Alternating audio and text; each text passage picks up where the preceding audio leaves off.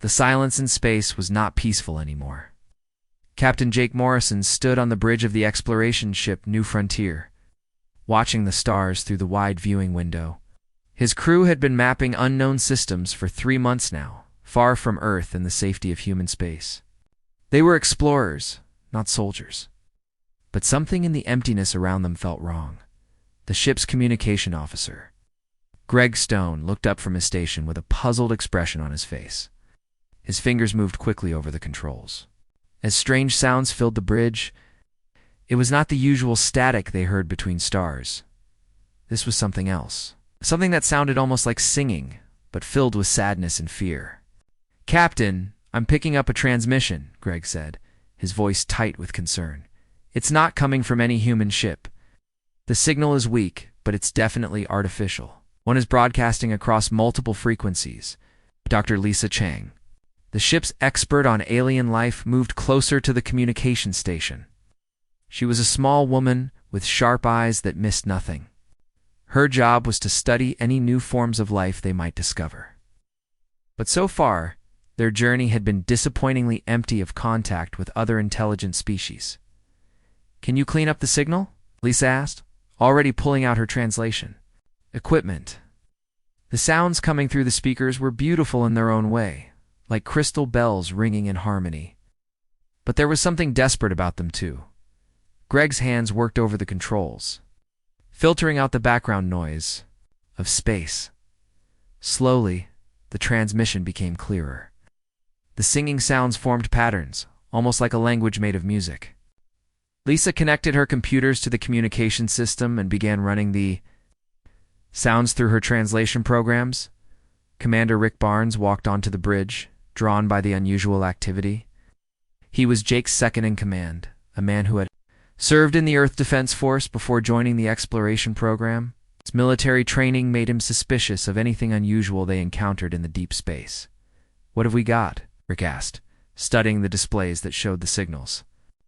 "Origin point. A distress call," Lisa said quietly, her face growing pale as her computers began to make sense of the alien language. "At least, I think that's what it is.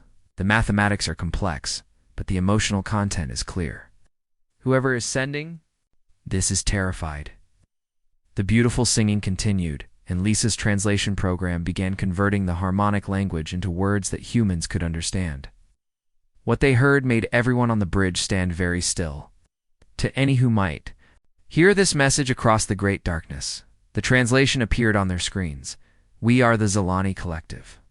We have lived in peace among the stars for 1,000 generations, but now we face extinction.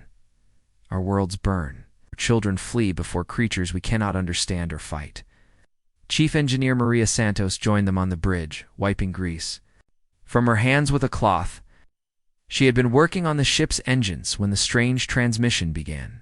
Maria was practical and direct, the kind of person who fixed problems with her hands and her mind. "Are they asking for help?" Maria asked, reading the translation over Lisa's shoulder. The message continued, and Lisa's equipment worked to convert. "More of the harmonic language. They've tried to fight, but we do not know how. Our science is great, our city's beautiful, our art without equal, but we have never learned to kill. Now something comes from the darkness that knows only hunger. It devours everything in its path." Jake felt a cold weight settle in his stomach. His ship carried only 43 crew members, all scientists and explorers. They had no weapons beyond basic defensive systems, no soldiers beyond Rick's military experience, and no authority to start a war with unknown aliens. "Where's the signal coming from?" Greg checked his navigation displays. "Approximately 47 light-years from our current position, Captain. The signal is old too. Based on the transmission delay, this message was sent at least 6 months ago. The alien message was not finished." Lisa's computers continued their work, revealing more of the desperate plea that had traveled across impossible distances to reach them. "We know of the ones who come from the forbidden world." The translation continued. "The world that burns with poison light, where the very air is death to most life, where creatures must fight every day just to survive. We know you exist, though we have never dared to contact you. Your home is marked in our star charts as a place of danger, where only the strongest and most terrible beings could live. Lisa looked up at Jake with wide eyes. Captain, I think they're talking about us? About Earth? The ones from the Death World? Rick said slowly. Is that how other species see us? The message played on, and its meaning became clear. To the peaceful aliens who had sent it, Earth was not a beautiful blue world full of life. It was a nightmare planet where only the most dangerous creatures could survive. Humans were not explorers and scientists to them. They were the ultimate predators from a world that would kill anything else that tried to live there. We do not know if you will answer, the alien message continued. We do not know if you can be reasoned with, or if you will see us as prey as the Devourers do. But we have no choice left. Our fleets are scattered. Our strongest worlds have fallen. In desperation, we beg even the stars themselves for aid. If any hear this call and have the power to help, please remember that we have children. We have art and music and love. We are not ready to die. The transmission ended, leaving the bridge of the new frontier in silence. Jake looked around at his crew, seeing his own thoughts reflected in their faces. They were 43 humans in a single ship, thousands of light years from home, being asked to save an entire civilization from extinction. Captain Rick said carefully, we should report this to Earth Command. Let the government decide what to do. That would take months, Maria pointed out. Even if they decided to send a military fleet, it would take years to get there. These people might be dead by then. Lisa was still studying the translation data, but she looked up when she heard her name. The language patterns suggest a collective consciousness, or at least a very cooperative society. They truly don't understand conflict the way we do. To them, the idea of fighting back might be as foreign as their harmonic languages to us. Jake walked to the viewing window and stared out at the stars. Somewhere out there, an entire civilization was dying while something consumed their worlds. They had sent their plea into space, hoping that someone, anyone, might be strong enough to help them. Plot a course for their last known position, Jake ordered quietly. Sir? Greg asked. Not sure he had heard correctly. Jake turned back to his crew, seeing doubt and fear in their faces, but also determination. They were explorers, but they were also human. When someone called for help, humans answered. You heard the message, Jake said. They're dying out there, and they think we're dangerous enough to help them. Maybe it's time we found out if they're right. Rick stepped forward. Captain, we're not soldiers. We're not equipped for whatever destroyed their civilization. No, Jake agreed, but we're from Earth. According to them, that makes us the scariest things in the galaxy. Let's go see what that means. The new frontier changed course, leaving behind their peaceful mission of exploration. They were heading toward a war they did not understand, to help people they had never met. Because sometimes being human meant answering when someone called for help in the darkness. Behind them, the stars watched in silence as the Deathworlders went to war. The new frontier dropped out of faster-than-light travel at the edge of what had once been Zelani space. What Jake Morrison and his crew saw through their viewing screens made them understand why the aliens had called for help from the most dangerous beings they knew. Dead worlds hung in the darkness like broken jewels. Where there should have been the bright lights of cities and the green glow of living planets, there was only cold rock and empty space. Greg Stone's sensors showed no signs of life on any of the 12 worlds they could scan. My God, Lisa Chang whispered, studying the readings from her science station. It's like something just ate everything alive and left the bones behind. 3 days of careful searching through the dead system finally led them to signs of survivors. Maria Santos picked up energy signatures from a cluster of ships hiding in the shadow of a destroyed moon. The ships were unlike anything humans had ever seen. They looked like they were grown rather than built. With smooth curves and surfaces that seemed to shift color in the starlight. They're beautiful, Dr. Amy Foster said, from her position at the medical station.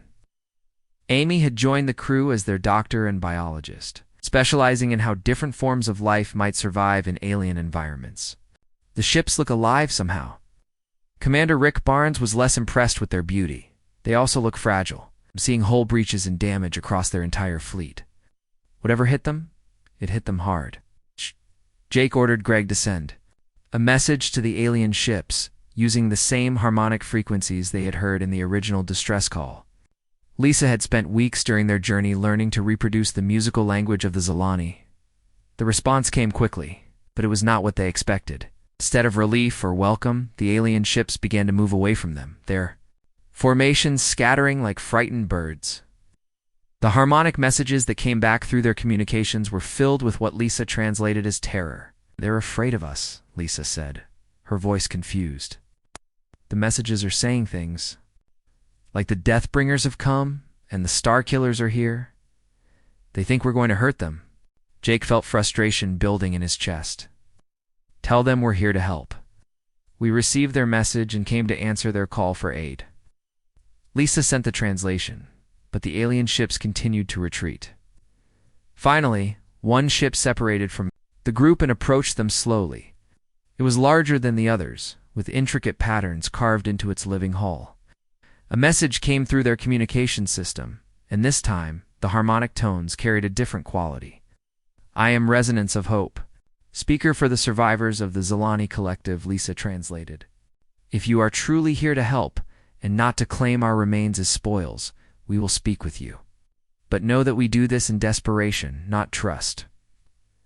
Jake looked around at his crew. "Amy, Rick, Lisa, you're with me. We're going aboard their ship." Transport shuttle that carried them across space was tiny compared to the Zelani vessel. But as they drew closer, they could see that the alien ship was not in good condition. Large sections of its hull had been torn away and strange burn marks covered its surface. When they docked with the alien ship, Jake was not prepared for what he saw.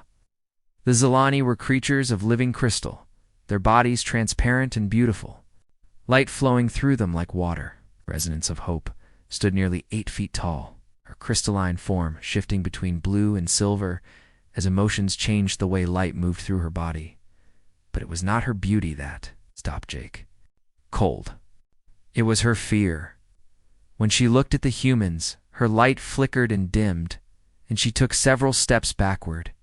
"You are smaller than we expected," Resonance of Hope said through musical tones that Lisa's equipment translated. "But the stories of your kind speak of terrible strength hidden in small forms." Amy Foster stepped forward, her medical training making her focus on the physical condition of the alien. "You're injured," she said gently. "Right." "Your light patterns show stress and exhaustion." Resonance of Hope's crystalline body flashed with what Lisa identified as surprise.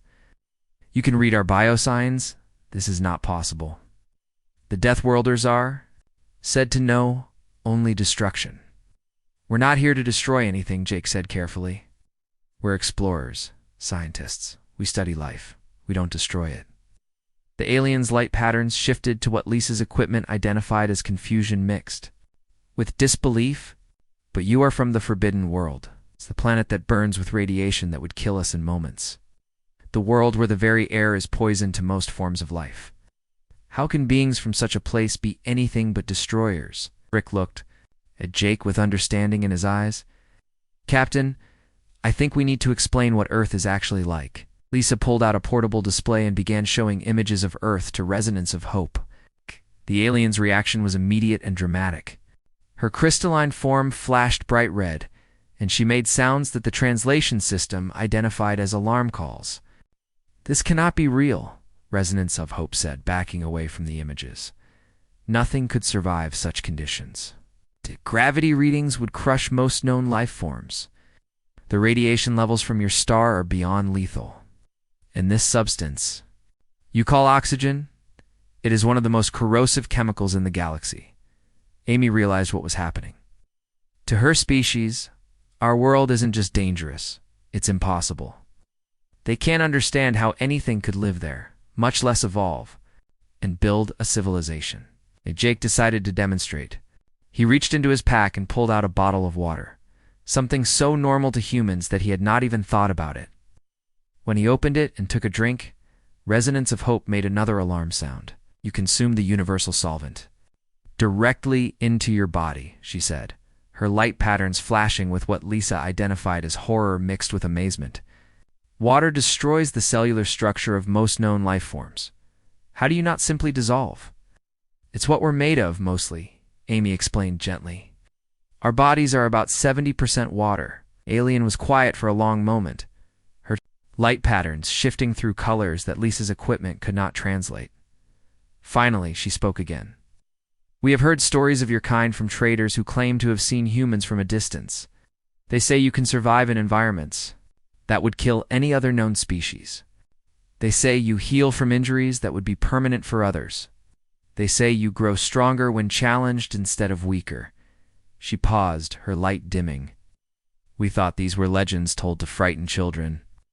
What do you need us to do? Jake asked directly. Your message said something was destroying your worlds. What are we fighting? Resonance of hope led them deeper into her ship, to a viewing chamber where they could see the remains of what had once been a beautiful city floating in space. The destruction was total, but it was not random. Something had consumed the city systematically, leaving behind only empty structures. The Vorthok, she said, and even through the translation, they could hear the fear in her voice. They came from the dark spaces between galaxies. They are not like us. They do not build or create or love. They only consume. They eat entire worlds, growing stronger with each planet they devour. Lisa studied the images of the destruction. How do they attack? Their ships are alive like ours. But where our ships are grown with care and love, theirs are made of hunger and death. They release clouds of creatures that consume everything organic they touch. When a planet is stripped bare, the ships grow larger and birth more attackers. Rick was examining the tactical information on his portable scanner. How many ships are we talking about? Resonance of Hope's light pattern shifted to deep purple. The advanced fleet that destroyed our 12 worlds numbered in the thousands. But our long-range sensors detected something else before our monitoring stations were consumed. The main swarm is still coming. It's millions of ships, all growing larger as they feed. The humans stood in silence, absorbing the scale of what they were facing. 43 crew members against millions of hostile aliens that had already destroyed an entire civilization. Why haven't other species helped you? Amy asked. Most species in this region of the galaxy are like us, Resonance of Hope explained. We're builders and artists and thinkers. We have never learned to fight because we have never needed to. The Vorthok are the first enemy we have encountered that cannot be reasoned with or avoided. Jake looked at his crew and saw his own thoughts reflected in their faces. They were outnumbered beyond comprehension, facing an enemy that had already proven it could destroy entire worlds. By any reasonable measure, they should retreat and call for help from Earth, but the alien's words echoed in his mind. They were from the Forbidden World, the planet that should not be able to support life. Maybe that meant something. How long until the main swarm arrives? He asked. Our calculations suggest for weeks, perhaps 5. Resonance of Hope replied. Jake nodded slowly. Then we have 4 weeks to teach you how to fight like humans. The alien's light patterns flashed with confusion. But you are only one ship. How can so few make a difference against so many? Rick smiled grimly. You said it yourself, we're from the Death World. Let's find out what that really means. The Vorthok arrived early. Jake Morrison stood on the bridge of the New Frontier, watching the enemy fleet drop out of faster-than-light travel at the edge of the system. What he saw made his blood run cold. The alien ships were not ships at all. They were living creatures the size of cities, their dark hulls pulsing with veins of sickly green light. As he watched, smaller creatures detached from the larger ones like seeds falling from dying trees. Jesus Christ, Greg Stone whispered. From his communication station, there are thousands of them. The past 3 weeks had been spent preparing for this moment. The humans had worked with the Zelani survivors, trying to teach them basic concepts of warfare and defense. It had been like trying to teach fish how to fly. The crystalline aliens understood mathematics and engineering perfectly, but the idea of deliberately hurting another living being was almost impossible for them to grasp.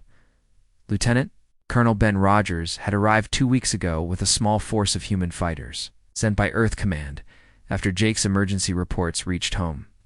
Ben was a career soldier, tough and practical, but even he had been amazed by how completely peaceful the Zelani were. They don't even have a word for enemy in their language, Ben had told Jake after his first day of training with the aliens.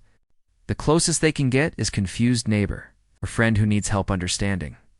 How do you fight a war with people who think your attackers just need therapy? Now the war was here, and there was no more time for training. The Vorthok. Advanced scouts reached the outer edge of Zelani space, and Jake got his first close look at the enemy through the ship's long-range sensors. The creatures were nightmares made real, part machine, part animal, with no clear boundaries between the two. They moved through space like sharks through water, searching for prey with hunger that seemed to radiate from their twisted forms. All ships.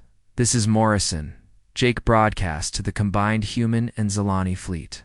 Remember what we practiced. Stay mobile, work in teams, and do not try to fight them ship to ship. We're not trying to win this battle, we're trying to survive it and learn. The first Vorthok scout ships detected the Zelani fleet hiding near the system's largest moon and immediately changed course toward them. The creatures moved fast, faster than anything that large had any right to move. Within minutes, they were close enough for the humans to see the details of their construction. They're beautiful in a horrible way, Dr. Amy Foster said from her station on the New Frontier. She had been studying the enemy ships since they arrived, trying to understand how they worked. The biomechanical integration is perfect. They've somehow combined living tissue with mechanical systems so completely that you can't tell where one ends and the other begins. The first attack came without warning. The lead Vorthok ship simply opened what looked like a mouth and vomited out a cloud of smaller creatures. The cloud spread across space like a living net, reaching toward the nearest Zelani ship with obvious hunger. Zelani ship Crystal Song, get out of there, Ben Rogers called over the radio. He was piloting one of the human fighters, a small craft that had been hastily armed with weapons borrowed from the New Frontier. But the Zelani ship was too slow. The cloud of Vorthok creatures reached its hull and began to feed. Jake watched in horror as the beautiful crystalline ship began to dissolve, its light patterns flickering and dying as the creatures consumed it from the outside in. Now I understand why they wanted Deathworlders, Ben said grimly. These things don't fight, they just eat. There's no reasoning with them, no negotiating. They're just hungry. The battle quickly turned into a nightmare. The Zelani ships were faster and more maneuverable than the Vorthok, but they had no effective weapons. Their energy beams could hurt the enemy creatures, but not stop them. Every time a Zelani ship was caught by the feeding swarms, it died. The human fighters were different. Ben Rogers led his small squadron directly into the enemy formation, and Jake watched through the sensors as the humans did something the Vorthok had probably never seen before. They fought back with intelligence and fury. Target the feeding ports, Ben called to his pilots. Don't try to destroy the big ones, just disrupt their attack pattern. Sergeant Kate Miller, Ben's second in command, dove her fighter directly into a cloud of feeding creatures. Instead of running from them like the Zelani did, she flew straight through the swarm, her ship's weapons cutting a path of destruction. The creatures that survived her attack scattered in confusion. They don't know what to do when prey fights back. Kate called over the radio. These things are used to victims, not opponents. Jake realized she was right. The Vorthok had probably spent thousands of years conquering species that were like the Zelani, peaceful, caseful, intelligent, but completely unable to fight effectively. They had never encountered prey that could hurt them back. All ships, focus fire. On individual targets, Jake ordered. Don't spread your attacks. Pick one enemy ship and destroy it completely. The combined fleet followed his orders, and for the first time since the battle began, Jake saw a Vorthok ship die. When the creature's biomechanical systems finally failed, it did not just stop moving, it screamed. The sound came through space itself. A psychic cry of pain and confusion that made everyone on both sides stop fighting for a moment. Dr. Lisa Chang, who had been monitoring alien communications, looked up from her station with wide eyes. Captain, I'm picking up transmissions from the main Vorthok fleet. They felt that death. They're all connected somehow. The battle raged for 6 more hours. Humans and Zelani lost 8 ships, but they managed to destroy or drive off 12 Vorthok scouts. More importantly, they learned how the enemy fought and how they could be hurt. When the surviving Vorthok ships finally retreated, they did not go far. They took position at the edge of the system and waited, clearly calling for reinforcements. Jake called a meeting aboard the New Frontier. Representatives from the surviving Zelani ships joined his crew, along with Ben Rogers and Kate Miller from the fighter squadron. Resonance of Hope's crystalline form was dimmer than before, her light patterns showing exhaustion and grief. "We lost many today," she said, through Lisa's translation. "But for the first time, we also made them lose." "Is this what victory feels like for your kind?" "This wasn't victory," Ben said bluntly. "This was a learning experience. The real fight hasn't started yet." As if to prove his point, Greg Stone looked up from his sensor station with a grim expression. "Captain, I'm detecting massive faster-than-light signatures approaching the system. Something big is coming." The main screen showed the results of Greg's long-range scans. Hundreds of new contacts were approaching the system, each one larger than the scout ships they had just fought. And behind them, barely visible at the edge of sensor range, was something that made Jake's mouth go dry. "Is that what I think it is?" "Is?" Amy asked, studying the readings. Lisa nodded, her face pale. "It's a Vorthok hive ship. The reading suggests it's approximately 50 miles long." The room fell silent as everyone absorbed this information. They had barely survived a fight with a dozen scout ships. Now they were facing a fleet hundreds of times larger, led by a creature the size of a small moon. "We need to evacuate the survivors," Kate said practically. "Get everyone out of the system before that thing arrives." No Resonance of Hope said firmly, her light patterns flashing with determination. "This is our home. These are the graves of our children. We will not run again." Jake looked around the room at the faces of humans and aliens who had become comrades in the space of a few hours. They were outnumbered thousands to one, facing an enemy that had destroyed civilizations across the galaxy. Should retreat and call for help. But something had changed during the battle. The Zelani were no longer just victims. They had seen their enemies bleed, and more importantly, they had seen what humans could accomplish when they refused to give up. "Ben, how long until our reinforcements arrive?" Jake asked. "Earth Command promised a full battle fleet, but they're still 2 weeks out," Ben replied. "We're on our own until then." Jake nodded slowly, making a decision that would change the course of the war.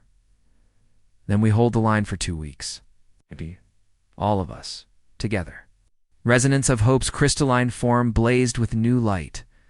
"You would stay? You would fight beside us, even though retreat would be safer." "That's what humans do," Kate Miller said simply. "When someone needs help, we help. When something threatens our friends, we fight it. And when the odds are impossible, we find a way to make them possible." Through the viewing window, they could see the Vorthok hive ship growing larger as it approached. It was a creature of pure hunger and malice, ancient and terrible, carrying the accumulated power of countless devoured worlds. But for the first time in its long existence, it was heading toward prey that knew how to bite back. The Deathworlders were going to make their stand. The Vorthok hive ship was a nightmare floating in space. Captain Jake Morrison watched it through the New Frontier's main screen, trying to understand something so alien that his mind struggled to process what he was seeing. The creature was 50 miles of twisted metal and living flesh, covered in thousands of smaller ships that moved across its surface like insects on a corpse. "It's been feeding for a long time," Dr. Amy Foster said quietly, studying the sensor readings. "The biomechanical integration shows signs of consuming hundreds, maybe thousands of different species. Each conquest has made it larger and more complex." 2 days had passed since the hive ship's arrival, and Jake had used that time to do something no enemy of the Vorthok had ever done before. He'd sent out a message to every intelligent species within 50 light years, broadcasting on all known frequencies and in every language his crew could manage. The message was simple. This is how you fight monsters. Technical specialist Ryan Cooper had been working around the clock to adapt human military tactics for alien physiologies. The crystalline Zelani learned to use their harmonic abilities as weapons, focusing their musical communication into sonic attacks that could shatter Vorthok bioarmor. The gaseous ethereals discovered they could infiltrate enemy ships through their ventilation systems. The aquatic Murhai realized their pressure resistance made them perfect for sabotage operations. In the vacuum of space, it's working. Chief Tactical Officer Nicole Hayes reported from her position coordinating the growing resistance network. We're getting responses from species across the sector. They're all asking the same question: how do we hurt something that has never been hurt before? The answer came from an unexpected source. Dr. Lisa Chang had been studying the captured Vorthok specimens from their first battle, and she made a discovery that changed everything they thought they knew about their enemy. They're not just connected, Lisa announced to the command staff gathered in the New Frontiers briefing room. They're actually one organism. The hive ship, the smaller vessels, even the feeding swarms, they're all part of a single biological entity. And that means they have a single point of failure. Commander Rick Barnes leaned forward, studying Lisa's data. You're saying if we can find the brain, we can kill the whole thing? More than that, Lisa replied, her excitement growing. I think we can turn their greatest strength against them. The neural connection that makes them so coordinated also makes them vulnerable to feedback. If we can overload their communication network, we might be able to cause a cascade failure. Engineer Tony Jackson had been listening carefully, and now he spoke up with the kind of smile that meant he had a dangerous idea. What if we could weaponize the Zelani terraforming technology? Our harmonic systems are designed to reshape entire planets if we could tune them to the right frequency. ... Resonance of Hope's crystalline form flashed with understanding. We could turn our tools of creation into instruments of destruction. But the power requirements would be enormous. We would need to sacrifice our remaining ships to generate enough energy. Not all of them, Jake said slowly, an idea forming in his mind. What if we didn't try to destroy the hive ship? What if we tried to communicate with it? The room fell silent. Ben Rogers was the first to speak, his voice carefully controlled. Captain, with respect, that thing has been eating civilizations for thousands of years. I don't think it's interested in conversation, but it's never been forced to have one, Jake replied. Think about it. The Vorthok have always been the dominant predator. They've never met an equal, never had to negotiate, never been challenged by something that could hurt them back. What happens when a perfect predator meets something that refuses to be prey? Kate Miller understood first. You want to force a stalemate? Make it too expensive for them to keep attacking. More than that, Jake said, his plan taking shape. I want to teach them that there are consequences for their actions. That for every world they devour, they'll face resistance that gets stronger, not weaker. The next week was a frenzy of preparation. Ships from a dozen different species arrived in the system, bringing weapons, supplies, and most importantly, new ideas about how to fight an enemy that had seemed invincible. The Canthri brought plasma, weapons that could burn through Vorthok bioarmor. The silicon-based rock lords provided information about fighting in asteroid fields and using gravity as a weapon. The energy beings called the Luminari taught everyone how to disrupt biomechanical systems using specific electromagnetic frequencies. But the real breakthrough came when Tony Jackson figured out how to combine Zelani harmonic technology with human military tactics. Working with teams of engineers from multiple species, he created something entirely new, a weapon that could turn the Vorthok's own biology against them. We call it a neural disruptor, Tony explained to the assembled fleet commanders. Broadcasts a harmonic pattern that interferes with the biomechanical connections inside Vorthok ships. It won't destroy them, but it will make them sick, confused, and most importantly, unable to coordinate their attacks. The final battle began. When the Vorthok hive ship finally lost patience with the growing resistance fleet, Jake watched through his sensors as thousands of enemy vessels detached from the main creature and began moving toward them in perfect formation. All ships, remember the plan, Jake broadcast to the combined fleet. We're not trying to win this fight. We're trying to change the rules of the game. The battle was unlike anything the galaxy had ever seen. Instead of the usual pattern of the Vorthok overwhelming peaceful prey, they found themselves facing coordinated resistance from dozens of species working together.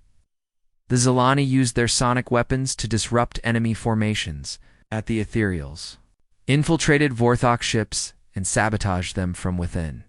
The Murhai attacked from unexpected angles, using their pressure suits to survive in vacuum, and leading them all were the humans. Teaching by example how to turn desperation into determination, how to use intelligence instead of just firepower, how to make the enemy pay for every inch of space, the neural disruptors worked better than anyone had hoped. Vorthok ships that had moved in perfect coordination suddenly began colliding with each other, their biomechanical systems confused and disoriented. For the first time in their long existence, the creatures experienced something they had never felt before: doubt. But the real surprise came when the hive ship itself entered the battle. As the massive creature approached the resistance fleet, Jake gave the order he had been preparing for weeks. All ships, implement Protocol 7. It's time to talk to the monster. Every ship in the resistance fleet focused their communication systems on the hive ship and began broadcasting the same message in harmonic frequencies, powerful enough to penetrate the creature's biomechanical defenses. But this was not a demand for surrender or a threat of destruction. It was a conversation. "We know what you are," the message began, translated into biochemical signals that the Vorthok could understand. "You are hunger given form, need made, manifest. You have eaten your way across the galaxy for thousands of years, growing larger with each conquest. But you have never met anything that could teach you what hunger feels like from the other side." The hive ship's approach slowed, its massive form seeming to hesitate for the first time. "We are not your prey," the message continued. "We are your reflection. You devour worlds because you know nothing else. We protect them because we know nothing else. You are the hunger that consumes. You are the hand that feeds. You are the night that swallows light. We are the dawn that pushes back the darkness." For long minutes, the battle hung in balance. The Vorthok swarm had stopped its attack, confused by prey that spoke instead of simply dying. The resistance fleet held their positions, weapons ready but not firing. Then the hive ship responded. The biomechanical creature sent out a pulse of communication, so powerful that every ship in the system felt it. When Lisa's computers finished translating the complex biochemical signals, the message was simple but profound. "What ... do you want?" For the first time in its existence, the perfect predator was asking instead of simply taking. Jake smiled as he prepared humanity's answer. The conversation that would reshape the galaxy was about to begin. The conversation with the Vorthok hive ship lasted 3 days. Captain Jake Morrison found himself in the strangest situation of his life, negotiating with a creature the size of a small moon that had spent thousands of years eating civilizations. For breakfast, the biomechanical entity that called itself the Overmind was unlike anything humans had ever encountered. It was ancient beyond measure, its consciousness spread across millions of smaller creatures, all connected by bioneural networks that spanned entire star systems. When it spoke, its words came through biochemical signals that Dr. Lisa Chang's computers translated into human language. "We do not understand," the Overmind said during the first day of talks. "You are prey. Prey does not speak to the hunter. Prey runs or prey dies. These are the only choices we have ever known." Jake sat in the New Frontiers Communication Center, surrounded by representatives from dozens of species: the crystalline Zelani, the gaseous ethereals, the aquatic Murhai, and many others. All listened as humanity's captain tried to explain concepts that the greatest predator in the galaxy had never needed to learn. "We're not prey," Jake replied calmly. "We're competition. There's a difference." The pause that followed lasted 6 hours, and the Overmind responded. There was something new in its biochemical signals, something Lisa identified as confusion mixed with curiosity. "Competition. This concept is foreign to us. We are apex. You're final. We are the end of all food chains. How can there be competition for one who sits above all others?" Communications officer Greg Stone looked up from his translation equipment. It literally doesn't understand the concept of an equal opponent. In its entire existence, everything it has met has been either food or part of itself. The breakthrough came when Dr. Amy Foster made a suggestion that seemed obvious in hindsight, but revolutionary in practice? What if we show it what it's missing? What do you mean? Commander Rick Barnes asked. The Overmind has spent its entire existence consuming, Amy explained. It knows how to take, but it has never learned how to create. It has never experienced the satisfaction of building something instead of destroying it. Jake understood immediately. We don't just tell it what we want, we show it what it could become. The next phase of the conversation was unlike anything in galactic history. Instead of threatening the Overmind or trying to destroy it, the combined fleet began broadcasting something the creature had never experienced: art, music, poetry, and the simple joy of creation.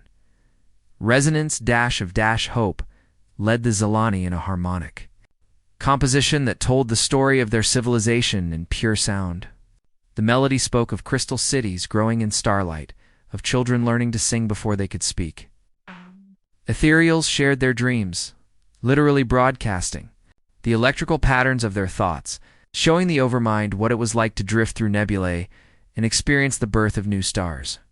The Murhai told stories of vast underwater cities and the peace of swimming through oceans that reflected alien moons, and the humans shared what they did best: the stubborn refusal to give up when everything seemed hopeless. Did the drive to protect those who could not protect themselves, and the strange human ability to find hope in the darkest situations. The Overmind absorbed all of this information with growing fascination. Its biochemical responses showed patterns that Lisa had never seen before, something her computers tentatively identified as wonder. This is pleasant, the Overmind admitted on the second day. We have consumed the works of countless civilizations, but we have never experienced the process of their creation. There is a satisfaction in building that consuming cannot provide. Technical specialist Ryan Cooper, who had been working on long-range sensors, looked up with an expression of amazement. Captain, you need to see this? The Overmind isn't just listening to us, it's trying to create something. It's the main screen showed images from around the hive ship. Small Vorthok creatures were moving across its surface. But instead of their usual feeding and expanding activities, they were building something. The construction was crude and primitive, but unmistakably artistic patterns of biomechanical growth that served no practical purpose except to be beautiful. It's making art, Amy whispered. A creature that has spent its entire existence destroying is trying to create something beautiful. The final day of negotiations focused on practical matters. The Overmind wanted to continue existing, but it was beginning to understand that its traditional method of survival, consuming everything in its path, was no longer acceptable, now that it knew what it was destroying. We require sustenance, the Overmind explained. This is not choice, but necessity. Our biomass must expand, or it will begin to consume itself. How can we live without feeding? Engineer Tony Jackson had been working on this problem since the negotiations began. What if we could find you food that doesn't require destroying civilizations? Impossible. We have tested all forms of matter. Only the complex biochemical compounds found in living civilizations provide the necessary nutrients for our growth. But what if we could grow those compounds artificially? Tony asked. What if we could create planets specifically designed to feed you without any intelligent life to be harmed?